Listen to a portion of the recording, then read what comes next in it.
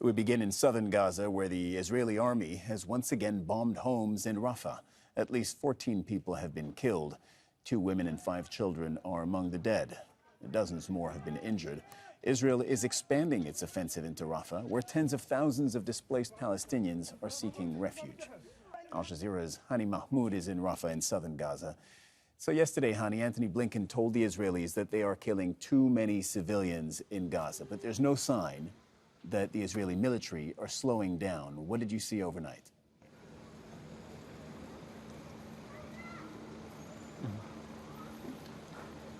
Yes, sir. There are no signs of this is going to end any time soon, or we're going to see at least a reduction in the number of civilian casualties or the level of destruction. But as of early hours of last night, extending all the hours of the night and early hours of this morning, ongoing constant artillery shelling along the borders. There's also heavy shells from the naval force all the way to the coastal road. That's a western part of Rafah city, including Al-Mawasi area, where displaced Palestinians have been sheltering since the beginning of the war. But we're talking about an intense bombing campaign targeting more residential homes in western part of the city, in the central part, as well as to the eastern side, very close to the Egyptian-Gaza border, claiming the life of more civilians, including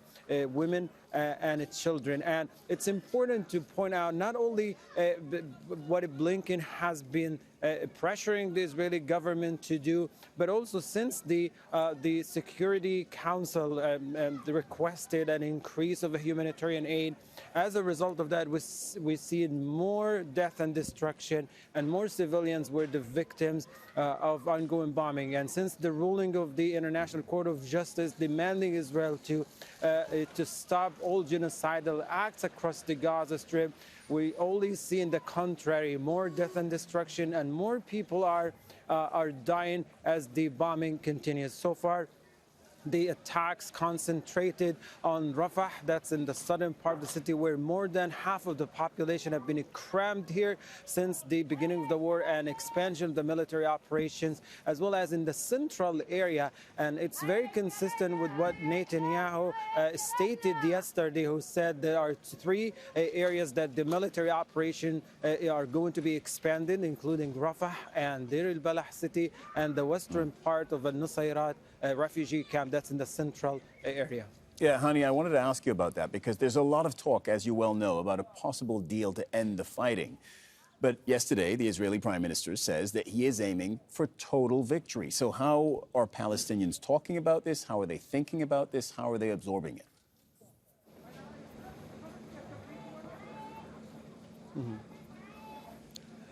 Well, so far, the Palestinians are looking forward to to seeing the day where all of these acts of war are going to end, and into their ongoing suffering and killing is going to stop. But so far, the Israeli narratives is based on what it had started right after October the 7th. It's a total war. The objectives of the war haven't been achieved yet, and Netanyahu is insisting on not ending the war until, as according to him, the elimination of all Hamas power on the ground. Now, for the people on the ground here, the talks about a ceasefire or a possible truce is mainly the torture before death, because within the past couple of months there was 1 week of a ceasefire, and everybody was hoping there would be an extension to it, but unfortunately things turned very bad, and there was a surge in the bombing across the Gaza Strip. More civilian people were killed. But here, what's going on right now, they don't want this to be happening again. They want an end to the war and all acts of war across Gaza. They don't want to live through another moments of reprieve where they had just to wait for another cycle of intense bombing. They are hoping that it's going to end, and they know Netanyahu is very selective, and he's not going to be bending easily, because he knows as long as the this war prolongs, it means he is staying in power, and he will do everything possible to continue the war, to save himself from all the other related issues in Israel. But for people here, it's time, as they are growing exhausted, they're growing tired, they're stressed, and they want to see an end to all of this. Hani Mahmoud reporting from Rafah in southern Gaza. Thank you very much for all of that, Hani.